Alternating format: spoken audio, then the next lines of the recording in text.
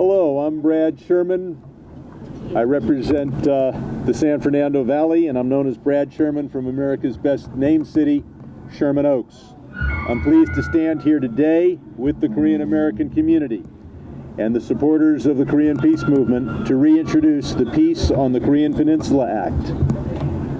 We stand here today on March 1st, a day known by all Koreans, North and South and in the diaspora, as a day dedicated to the Korean people and to Korean independence. And hopefully will also be a day where we take a step forward toward peace in the 21st century on the Korean Peninsula. We introduced this bill in the 117th Congress, that is to say, the Congress that ended last year, and support grew and grew. We grew to 45 co-sponsors, demonstrating positive momentum for the movement for peace on the Korean Peninsula. And I'm confident that we will do even better this Congress. In fact, as we reintroduce the bill, I have 20 co-sponsors joining as original co-sponsors in helping me introduce this legislation. In 1953, the parties to the Korean War signed a mere armistice, basically a ceasefire that brought an end to hostilities.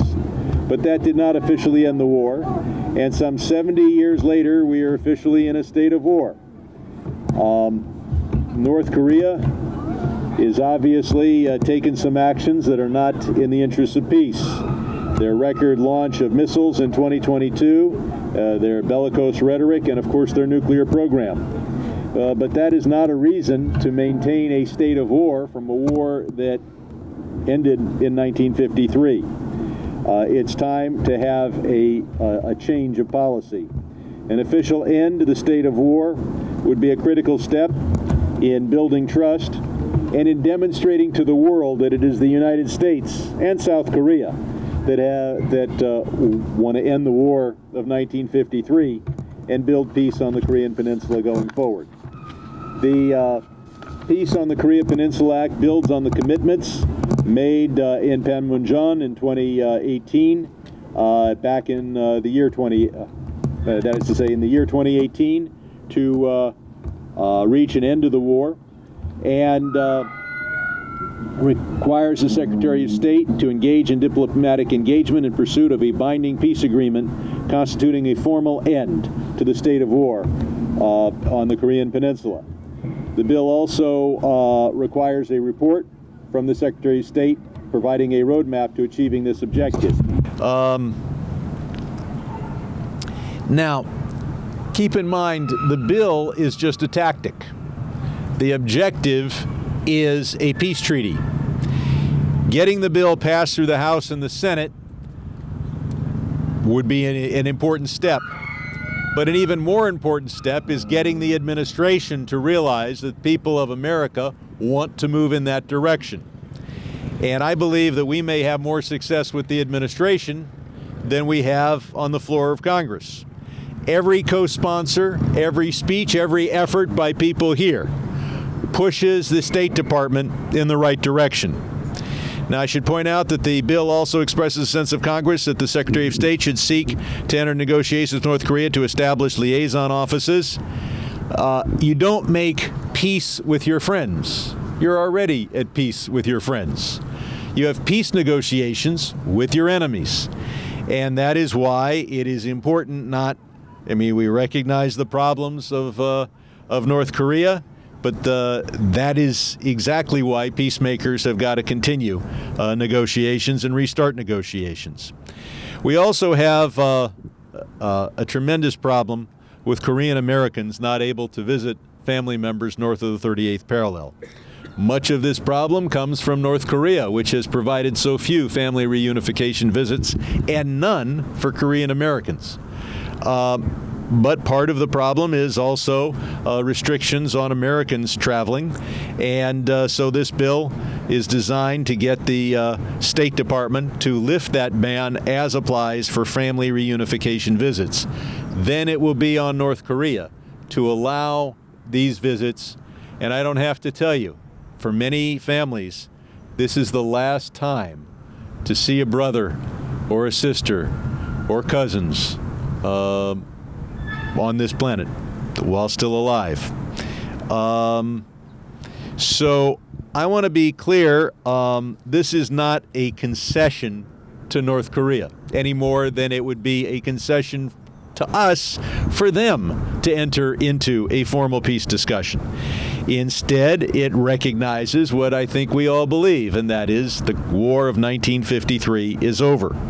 Second, the enemies or the opponents of this bill will say that it somehow undermines our defense posture, that somehow we have to keep the war legally going in order to have military bases.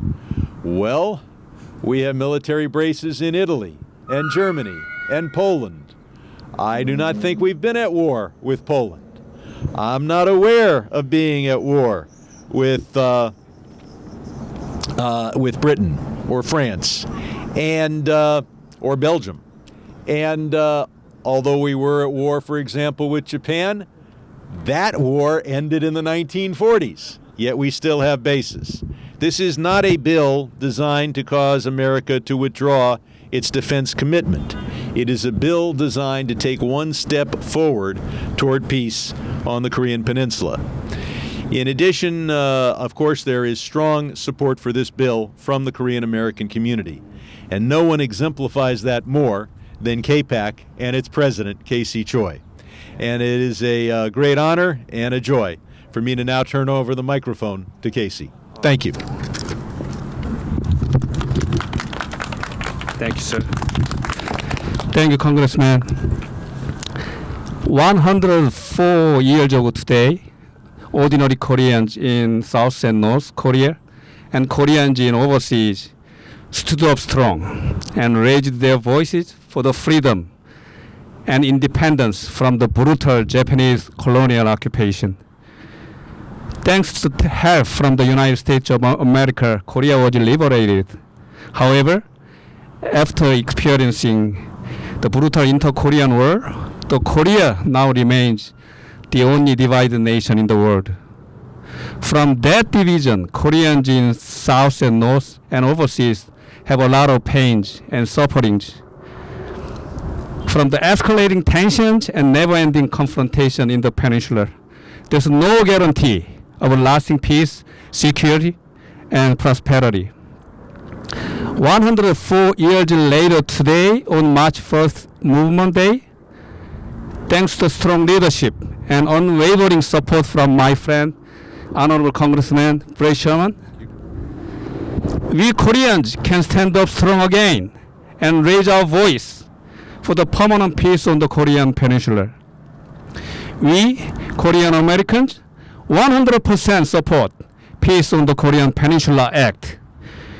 This is the first time Korea peace legislation is reintroduced in the US Congress.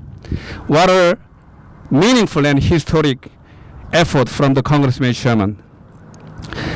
I really want you to give him a big round of applause. Yeah. Would you give him a flower, bunch of flower? Yeah. Thank you. 야, 같이.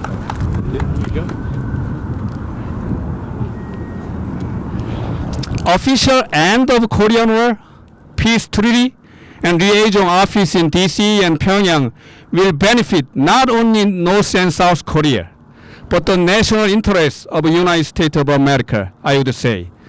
So this bill should be treated with a totally bipartisan way. I really hope all members in Congress, in the both sides of the aisle, will look at this bill and support from their full support. As a second generation of divided family, I'm sure advocating and supporting this bill will also help pave the fastest way for the humanitarian issues like divided family issues, humanitarian aid issues, and human rights issues in North Korea. Congressman Sherman is pushing US government, Biden government, the right direction, and South Korean government toward the right direction, and North Korean government toward the right direction. We need to support this bill, Peace on the Korean Peninsula Act.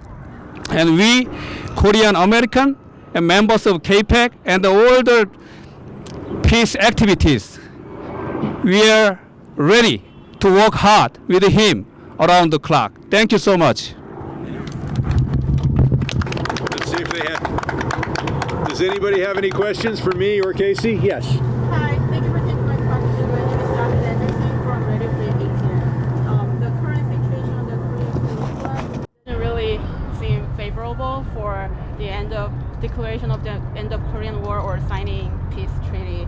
So, North Korea continues its military provocations, and the U.S. and South are responding with firm stance. What kind of impact do you think this bill will actually have? Thank you. I think this is one thing that North Korea, the United States, and South Korea can agree on, and that is that the War of 1953 is over. And I think that's good to start with what we can agree on. Obviously, the people, particularly north of the 38th parallel, would be much better if their government was intent upon providing for their needs. I know that there is some risk of food shortages this very year, and that the United States would do an awful lot that would end up helping the people of North Korea in return for some agreement on the nuclear program and on the missile program. And I've kind of broken from traditional thinking here in Washington, national security thinking, in that I don't think that we should have as our exclusive negotiating objective a complete, irreversible, total elimination of North Korea's nuclear program, because I don't think it's realistic. What I think is realistic and what would enhance the safety of the world is a highly limited number of carefully monitored nuclear weapons and a dismantling of the program to create more. I think that that is far less than I would like to get, but I think it's realistic. I think as long as North Korea it produces more nuclear weapons every year, the world becomes more dangerous every year. I'm certainly concerned that at some point they will have as many as their military doctrine says are necessary, and that they might be willing to sell. We know that they were willing to sell nuclear weapon making technology to Syria a decade or so ago, and they might be willing to sell a completed nuclear weapon. So I would like to see a reasonable negotiating position from the United States reflecting the current facts on the ground. What our policy has been for as long as I've been here, and that's 26 years, to simply pound the table and say North Korea will never have nuclear weapons. And the sun will not rise in the east and the sun will not set in the west. I can say it, doesn't make it true. Is there another question? Yes. Hi, my name is Julie from Voice of America.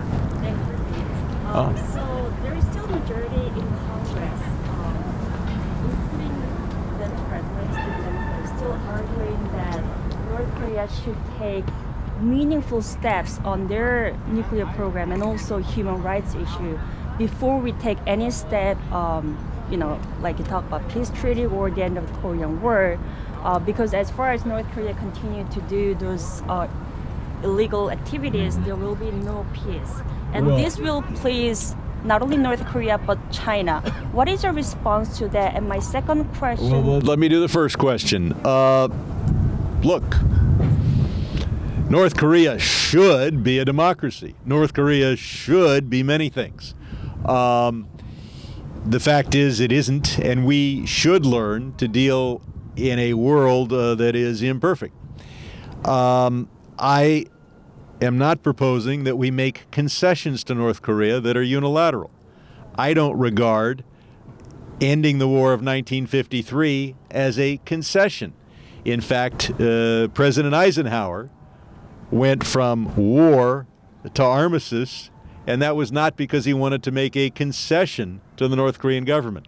Nor is it a concession. It is just a continuation of the Eisenhower policy to move to a formal peace treaty. Whether we make other concessions, I think, depends upon whether North Korea makes concessions, particularly with regard to its nuclear program, but you mentioned a number of other issues as well. You have a second question? Yes, so this bill didn't get enough support in last Congress, both from Republican and Democrat. How confident are you that this bill will pass at least out of the committee? No bill can pass from the committee unless the chair brings it up. That doesn't mean the bill can't achieve its objective, as I described in my opening statement.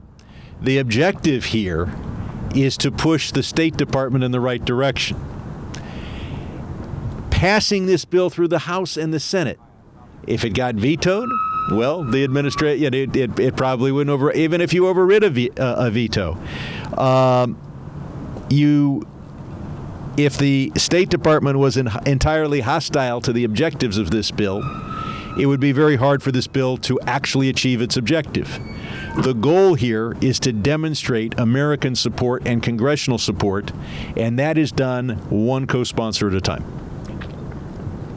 Congressman, Congressman Lou Korea. Oh, Lou, come on up. Hey, good to see you. You want to make some remarks? We have a co-author of this bill, Honorable Congressman Lou Korea from California. Out of Southern California. Just wanted to show up and lend support really for my constituents. For my constituents have a vested interest, who have an emotional tie to Korean Peninsula. If you ask why am I here today, come on up, sir. Come on up. What do we want? We want to support peace on the Korean Peninsula. Ma'am, come on up here. What do you want? Peace on the Korean Peninsula now. Ma'am, what do you want? Well, I can't read Korean. What would you like? 예, hi, this is What would you want? 종전 선언. 예, End of Korean War. 예. End of Korean? Korean. 예, war. End of Korean War. That is why we're here. As a member of Congress, as a person who represents many Americans of Korean heritage, many Americans who have deep concerns about what happens to the Korean Peninsula, it's my job to represent their views in Washington. I'm here to do that. Peace in the Korean Peninsula. Thank you very much. Thank you. Thank you, Lou, and thank you for your strong support. Okay. Is there any difference between this bill?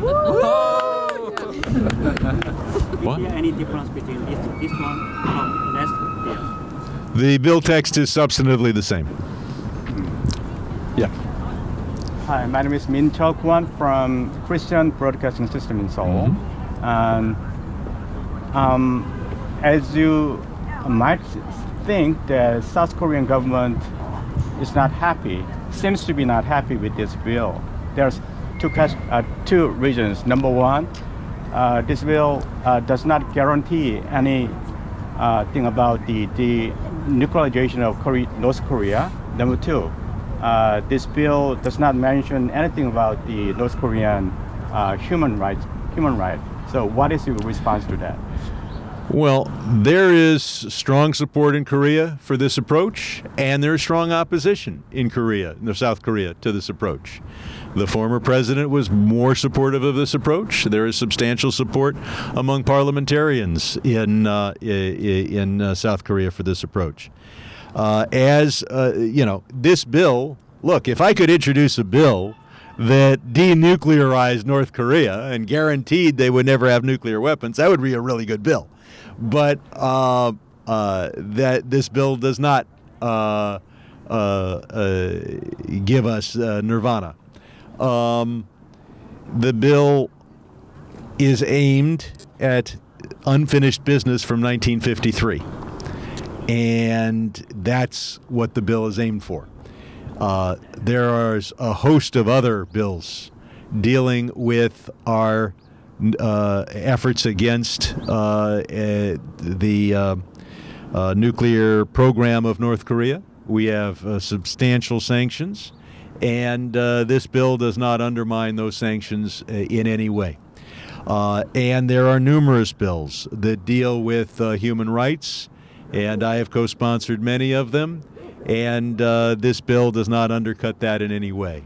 To say that we continue a state of war and that is somehow a methodology for providing human rights, so far that hasn't worked. This is the longest state of war that I'm aware of in modern human history. And yet I can't say that our failure to have a formal end to the War of 1953 has borne fruit in the sense of democracy and human rights north of the 38th parallel.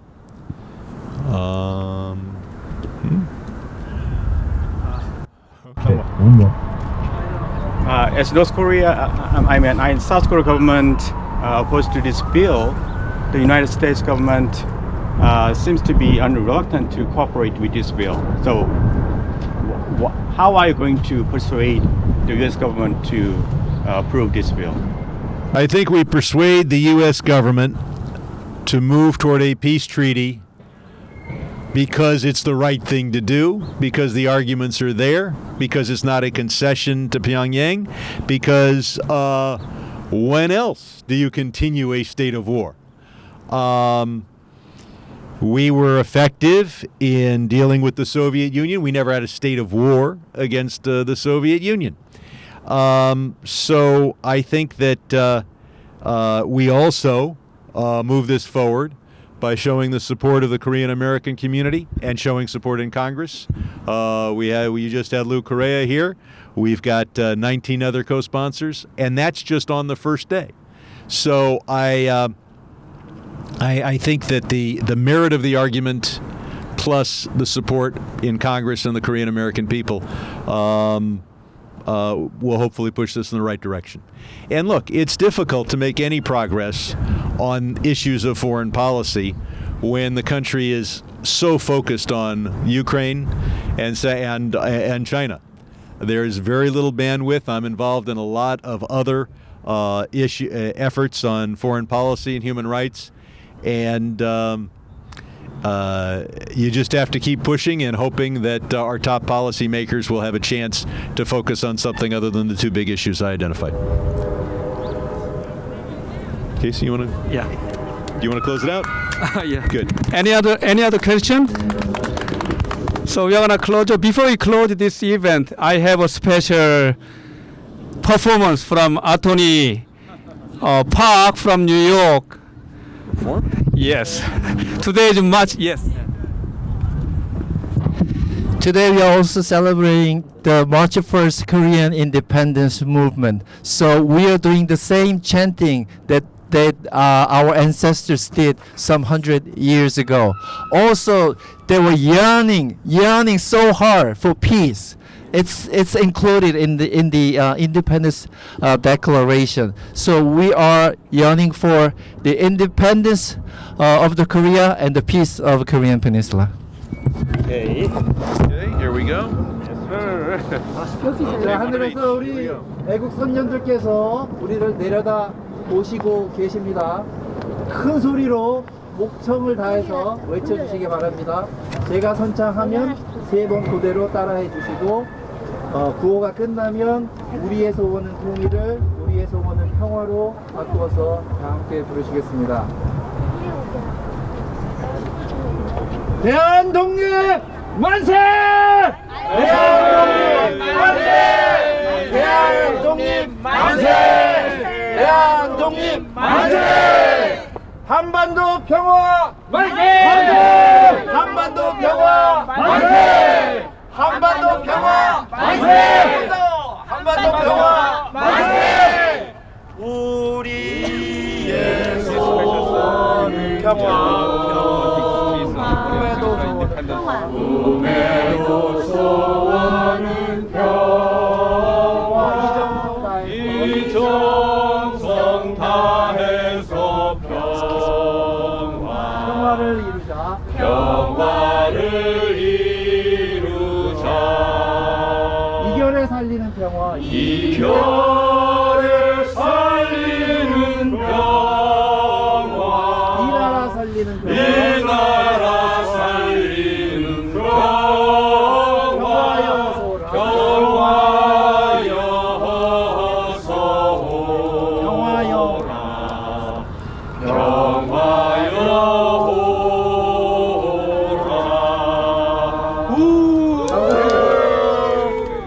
Thank you, sir. Thank you so much. Thank you.